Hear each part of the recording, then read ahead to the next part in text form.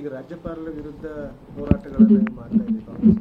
ಆದರೆ ಬಿಜೆಪಿಯವರು ಹೇಳ್ತಾ ಇರೋದು ದಲಿತ ರಾಜ್ಯಪಾಲರ ವಿರುದ್ಧ ನೀವು ಹೋರಾಟ ಮಾಡ್ತಾ ಇದ್ದೀರಿ, ಅವರನ್ನು ಬೆದರಿಸ್ತಾ ಇದ್ದೀರಿ, ಅವರ ಮೇಲೆ ದೌರ್ಜನ್ಯ ಎಸಗ್ತಾ ಇದ್ದೀರಿ, ಒಂದು ಕಡೆಯಿಂದ ಅವರಿಗೆ ಎಚ್ಚರಿಕೆ ಕೊಡ್ತಾ ಇದ್ದೀರಿ, ಅದನ್ನೆಲ್ಲ ಓಡಿಸ್ತೀವಿ ಅಂತ.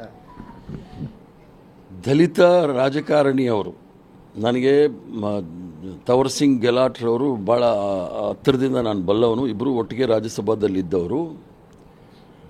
ದಲಿತರ ಬಗ್ಗೆ ಮೊಸಳೆ ಕಣ್ಣೀರು ಸುರಿಸೋದು ಭಾರತೀಯ ಜನತಾ ಪಾರ್ಟಿಯವರು ಅಂತೇಳಿ ಪ್ರತಿಯೊಬ್ಬರಿಗೂ ಸಹ ಗೊತ್ತಾಗುತ್ತೆ. ದಲಿತರ ಬಗ್ಗೆ ಅಷ್ಟೊಂದು ಪ್ರೀತಿ ಪ್ರೇಮ ಇದ್ದರೆ ಸಂವಿಧಾನವನ್ನು ಬದಲಾವಣೆ ಮಾಡ್ತೀವಿ ಅಂತ ಯಾಕೆ ಹೇಳ್ತಾ ಇದ್ರು? ಅಷ್ಟೊಂದು ಪ್ರೀತಿ ಇದ್ದರೆ ಇವರು ಅಂಬೇಡ್ಕರ್ ಅವ್ರ ಫೋಟೋ ಇವರು ಭಾರತೀಯ ಜನತಾ ಪಾರ್ಟಿ ಆಫೀಸಲ್ಲಾಗಲಿ RSS ಕಚೇರಿಯಲ್ಲಾಗಲಿ ಅವಾಗ ಒಪ್ಕೊಳ್ತೀನಿ ಇವರಿಗೆಲ್ಲ ದಲಿತರ ಬಗ್ಗೆ ಕಾಳಜಿ ಇದೆ ಅಂಥೇಳಿ. ಈ ಮೊಸಳೆ ಕಣ್ಣೀರು ಹಾಕೋದೆಲ್ಲ ಬೇಕಾಗಿಲ್ಲ.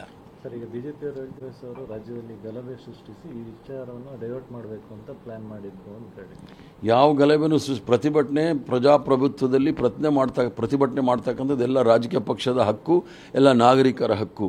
ಸಂವಿಧಾನದ ಚೌಕಟ್ಟಿನಲ್ಲಿ ನಾವು ಪ್ರತಿಭಟನೆ ಮಾಡಿದ್ದೇವೆ ವಿನಃ ಎಲ್ಲೂ ಸಹ ಹಿಂಸಾತ್ಮಕವಾದ ಪ್ರತಿಭಟನೆ ಎಲ್ಲೂ ಸಹ ನಡೆದಿಲ್ಲ. ಶಾಂತಿಯುತವಾದ ಪ್ರತಿಭಟನೆಯನ್ನು ನಾವು ಮಾಡಿದ್ದೇವೆ. ಹೇಳಿಕೆ ಕೊಟ್ಟಿದ್ದಾರೆ.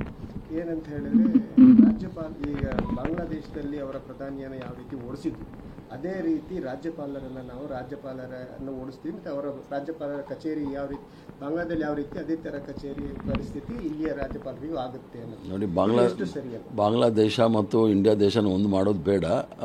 ಐವಾನ್ ಡಿಸೋಜ ಅವರು ಏನು ಹೇಳಿದ್ದಾರೆ ಅಂತ ನನಗೆ ಸರಿಯಾಗಿ ಗೊತ್ತಿಲ್ಲ. ನೀವು ಅವ್ರನ್ನೇ ಕೇಳೋದು ಒಳ್ಳೆಯದು, ಇಲ್ಲಾಂದರೆ ಪಕ್ಷದ ಅಧ್ಯಕ್ಷರು ಮುಖ್ಯಮಂತ್ರಿನ ಕೇಳಿದ್ರೆ ಒಳ್ಳೆಯದು. ಈ ಥರದ ಸ್ಟೇಟ್ಮೆಂಟ್ ಅಲ್ಲ, ನಾನು ಆ ಸ್ಟೇಟ್ಮೆಂಟ್ ನೋಡದೆ ನಾನೇನು ಮಾತಾಡಲಿಕ್ಕೆ ಆಗೋದಿಲ್ಲ. ಒಂದು ವಿಚಾರ, ಬಾಂಗ್ಲಾದೇಶ ಭಾರತ ದೇಶ ಒಂದೇ ಮಾಡೋದು ಬೇಕಾಗಿಲ್ಲ, ಅಷ್ಟು ಮಾತ್ರ ಹೇಳಬಲ್ಲೆ ನಾನು. ಬಾಕಿ ವಿಚಾರವನ್ನು ನೀವು CLP ನಾಯಕರು ಮತ್ತು PCC ಅಧ್ಯಕ್ಷನ ಕೇಳಿದ್ರೆ ಒಳ್ಳೆಯದು.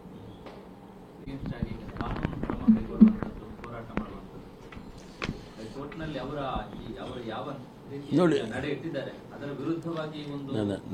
ನಾನು ವೈಯಕ್ತಿಕವಾದದ್ದು ಸಂವಿಧಾನಿಕ ಪದದಲ್ಲಿರ್ತಕ್ಕಂಥವರ ವಿರುದ್ಧ ನಾವು ಕಾನೂನಾತ್ಮಕವಾದ ಹೋರಾಟ ಮಾಡೋದು ಸರಿಯಲ್ಲ ಅಂತ ಅನಿಸುತ್ತೆ. ಯಾಕಂದರೆ ನಾವು ಅವ್ರು ತಗೊಂಡ್ಕೊಂಡಿರ್ತಕ್ಕಂಥ ನಿರ್ಣಯದ ವಿರುದ್ಧ ಹೋರಾಟ ಮಾಡ್ತೇವೆ ವಿನಃ ಆ ಕುರ್ಚಿ ಸಾಂವಿಧಾನಿಕವಾದಂಥ ಅದು ಸ್ಥಾನಮಾನ. ಅದು ರಾಜ್ಯಪಾಲರ ಸ್ಥಾನಮಾನ ಸಂವಿಧಾನವಾಗಿರ್ತಕ್ಕಂಥದ್ದು. ಸಂವಿಧಾನದ ಚೌಕಟ್ಟಿನಲ್ಲಿ ತೀರ್ಮಾನ ಮಾಡಬೇಕಾಗಿರ್ತಕ್ಕಂಥವ್ರು ರಾಜ್ಯಪಾಲರೇ ವಿನಃ ಕೋರ್ಟ್ ಅಲ್ಲ, ರಾಷ್ಟ್ರಪತಿಗಳೇ ವಿನಃ ಕೋರ್ಟ್ ಅಲ್ಲ.